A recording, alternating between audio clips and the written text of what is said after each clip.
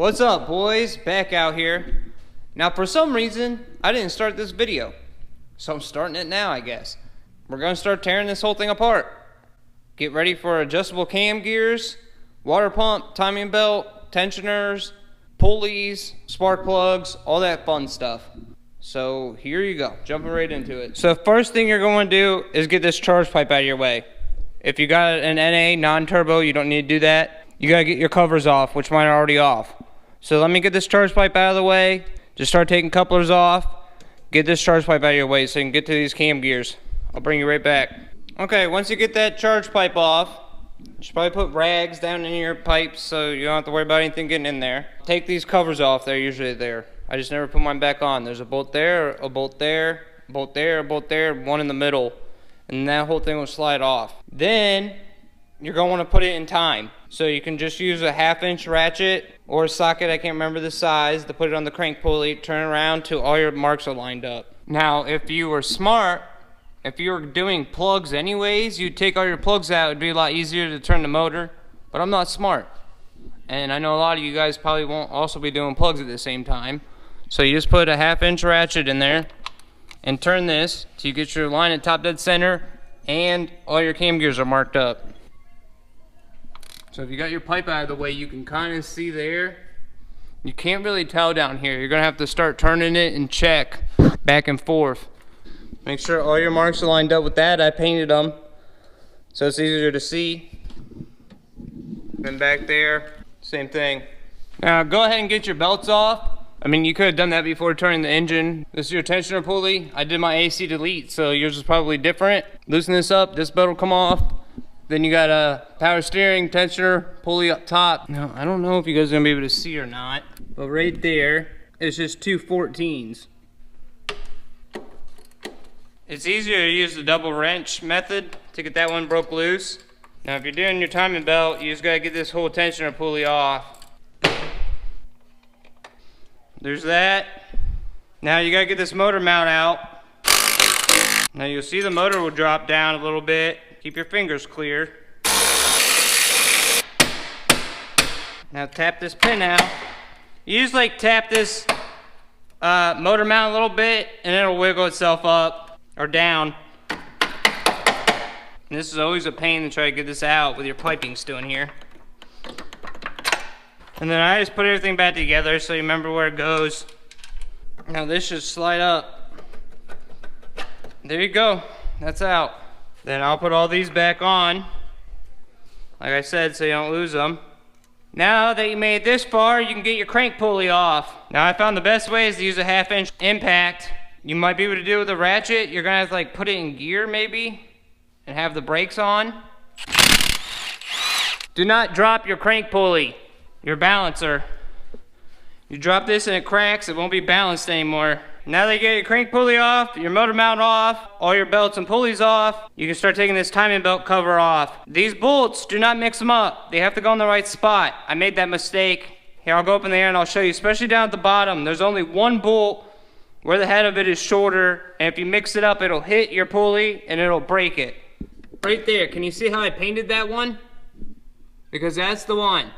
You see how the head is a lot shorter?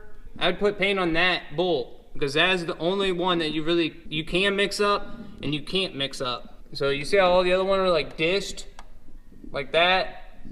If you put that bolt there, that dish lip that's hanging up off of it will slide across the back of your pulley and it'll crack it. So just go around this cover and start taking all these bolts out. It's gonna be hard for me to record, but you got two at the bottom, one there, pretty much just all those holes. One right in the middle at the top, one underneath each cam gear. And then that cover, you're gonna have to finagle around that bracket. Oh yeah, real quick. When you go and take this cover off, all these bolt holes have these little spacers in there. And sometimes they'll fall out, don't lose them. Some of them are gonna fall out, some of them are gonna stay in. Keep them in order too, because if you put too long on one, where a short one goes, you'll run into problems. Alright, now that you get all your bolts out, cover pops off. It's kind of a pain. I never can remember how the best way to do this is. To go up or down. I think I've done it both ways multiple times. Okay, going down's the best way. I almost forgot, you gotta take this whole bracket off. So you gotta get this bracket off to get your belt off, because your belt goes around it. So you got a bolt here, 2 bolts on your alternator bracket. Then I think you got 2 more. Yeah, you got 2 more down there. You're just gonna have to feel for them. Just break them all loose so you don't put a bunch of tension on one of them. Oh man, that bracket's mounted onto the AC bracket too. Alright, I'm gonna have to go up. There's a couple bolts on the front. If you got your AC, I don't know if you're gonna be able to get to it without taking your AC off. Okay, yeah, it's just those 2 right there. Right there. You might be able to get to them with your AC still in there. Now, I don't know if you're gonna be able to get this out and around the alternator bracket. Yeah, you're gonna take the alternator bracket off too. Okay, you got these 2 right here. Now, this thing's gonna wanna fall, so I'm gonna try to just loosen it up and swing it out of the way. I'm hoping if I just take one out and leave that one loose, I can swing it this way. Yep. These 2 go there. This one there. And that one. I mean, you can't put them back if you mix them up, so I guess it doesn't really matter. I'm gonna put this alternator bolt back so it's not just hanging with 1 bolt. I don't really like the fact that it's hanging just with these 2 bolts either, but I really don't want to take the whole alternator out, to be honest with you. Now you pretty much got everything out of your way to get your belt off. Now you're going to start with your tensioner. If you're reusing your tensioner for some reason, you definitely want to put a pin in that hole to hold it in place. Okay, I don't really care because I'm not reusing this tensioner, and I have a press and you can reset it. But if for some reason you're going to try to reuse your hydraulic tensioner, I'll show you more detail once I get it off. I can't find the pin. So here's an Allen key. There's a hole there. You can put your pin in there and hold it in place. Mine's actually pushed out a little bit, so the one guy that said that my tensioner might be getting too tight might be right.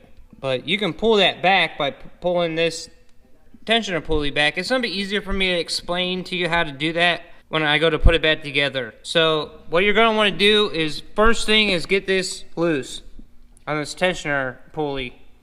Let me go up in the air and I'll walk you through it. Again, make sure everything's in time.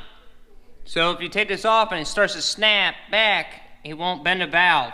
If you're like way out of time and you break this loose, there's a chance that you could snap a valve. That's what I've been told. I still to this day don't understand how that can happen, because if anything, the valves don't want to go up. Like even if you were like 180 at a time and you snap this belt loose, like let's just say you cut it off and the engine's off, wouldn't all the valves just go straight up? Just play it safe. Just put your engine in time. Make sure your teeth are lined up. Now that you got your crank pulley off, you can see that there's a mark on that one. I'll show you once I go up in the air.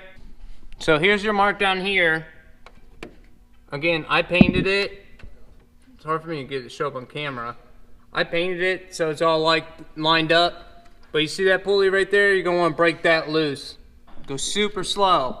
Again, like I said multiple times, I don't really understand why it matters. Because if it snaps shut, it snaps shut. You can't really bend a valve from going up. I mean, maybe if you go too fast, I don't really understand it.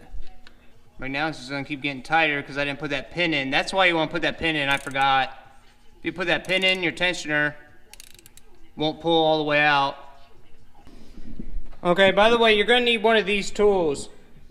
It's just like a timing tensioner tool. You can get it on eBay. You can pretty much get it anywhere.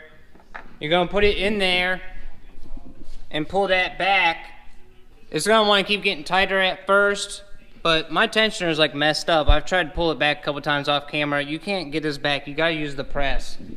It's gonna be so much easier for me to show you how to do this properly when you put it back together. It's really not that important taking it apart. Now you can get your tensioner pulley off, or your tensioner. Watch your fingers while you're doing all this, especially if you don't have those tools to line this back up. Now right here, here's the tensioner. You see how there's a hole in the rod and a hole there? You should be able to use this tool and pull your pulley back. Those two holes lined up. Like, look how hard this tensioner is. I have to use the vise and like a lot of pressure to get that to compress. It wasn't this hard from the very first time we did it, Okay, just know the easiest way to do it is when you take this off, you should use a pin and try to line this up so it doesn't get tighter as you're taking it off. But now that I got this all loose, let's go back up top. Now, don't just go pulling this thing off, especially if you don't have the keys to lock this in place. This thing will cut your finger off. So get a wrench. The back ones don't have as much tension as the front ones. Get a wrench and kind of hold it as you take them off. They're 17s. Well, the camera wasn't on, so it's pretty simple to get this off though. I'm just stupid. I had it on my head, I turned it off when I came up top and I forgot to turn it back on. To get the belt off, I mean, I guess the easiest and safest way is to use those keys to hold these in place. But these two are gonna wanna snap. You see how they're like at a time now? One's there, one's there. This will cut your finger off. So be careful. I used a wrench and held it and let it snap easily. And then these ones kind of just stay in place back there. But you also have to loosen this bracket back up. I did all that off of camera. Just loosen that to get this up out of the way. And then your belt will just come off. The big part is to put it back in time. And I'll walk you guys through that step by step. And I've been going over this because if you remember, I was having some horrible squeak that I thought was coming out of this. I mean, there's a little tiny jiggle. So, I don't know, I got a new one, it'll be here. We're gonna do the water pump too, which you should do the water pump if you're doing your timing belt like at 60K or whatever. I wasn't gonna do it because this was new not that long ago. But there you go. Timing belt's off. Since I'm doing adjustable cam gears, I also have to get my valve covers off. So I'm gonna take everything up here apart. We're gonna start on that here in a second. And I'm gonna do plugs before I go to the dyno. Okay, back out here, boys. It's the next day. The plugs will be on their way. I'm going with 8s this time, so that's 2 steps colder. The card calls for 6s if you're using NGKs. I have 7s in there right now. I was talking to Jared and he's like, you're right on the edge, you might as well do 8s. 10 cents more a piece or something. So I went with 8s. I gotta get these valve covers off anyways to do the cam gears when they show up. So I'm gonna take this intake off, get my throttle body off, just get this all out the way. I've kind of already showed you guys this multiple times. I don't know if I'm gonna record it. It's really easy. Just, you gotta get your intake manifold off, get those wires out of your way, your throttle cable off, all your vacuum lines off, and disconnect your throttle body. I've said this a couple times before. There is coolant that runs to your throttle body. If you have it hooked up, some people bypass it. I still have coolant running there, so instead of making a big coolant mess, I leave the throttle body on the car. So I just take the throttle body bolts out, leave the throttle body on the car, take this whole intake plenum off. I'll bring you back. Got the intake manifold off. I gotta get the valve covers off. Water pump should be here today too, but I really don't want to take that off until the new one gets here and I can check and see if that little bit of plays in the new one. One of you guys were saying that it could just be the writing on the belt, because I mean, I looked at what you were saying. It does seem like every time this hits the water pump pulley, it squeaks. I mean, maybe. I don't know. I just don't want to crack that water pump open since that one is an OEM one. The one I got coming is Gates. That was the only one I could get in any like reasonable amount of time. That isn't like 600 bucks. So I got a Gates belt coming. I got all Gates pulleys and a tensioner and a new water pump coming. But I just don't want to crack this off until I can check them side by side. Just like, I have to like really pull to get any sort of play out of this. But, I mean, I guess let's get the valve covers off. I really hate leaving this thing open, but I can cover it with rags. So valve covers are real easy. Chase the bolts. Get your plug wires out of the way. Get your vacuum lines out of the way. This side's already disconnected. You usually got a loop here to there. Right here, I just got going to the catch can. Take these 2 off. And then chase your bolts.